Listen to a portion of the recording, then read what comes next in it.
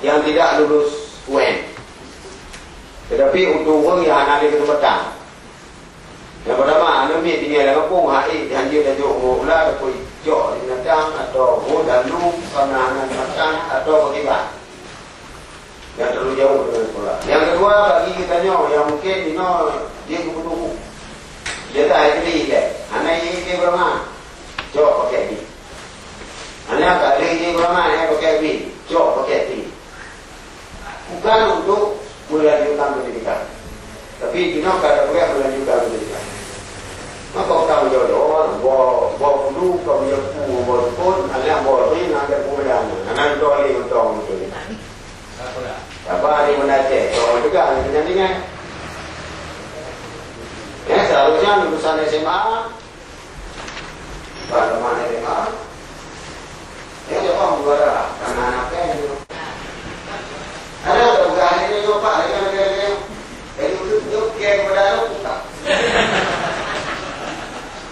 Saya tahu, karena kalian kalau di rumah ni kok buka bagian ini tenang. Jadi di situlah mulai kita berubah. Seharusnya penerimaan pegawai ini diterima nilai rendah. Nah, itu bapak pertahanan golongan 2A, itu nilai depan. Nilai depan kan yang mulia. Jadi kebanyakan yang salah. Jadi ini kemudian kami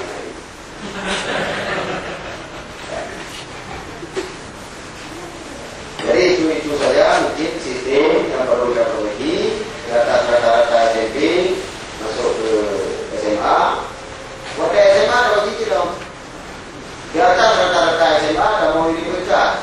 Di bawah rata-rata boleh ini. Ini SMK, di atas rata-rata SMK ada mau ini. Yang di bawah rata-rata kerja. Demikian terus. Jadi negara saya tu nak dibuka senyum-senyum. Untuk diketahui Pak Syed Rasidin alumni salah satu ketua komite SD22 yang termasuk Bapak Syed tadi mungkin dalam hal arus listrik kebetulan mungkin Pak satu-satunya sekolah dasar yang mengutip SPP sampai sekarang untuk Aceh Barat.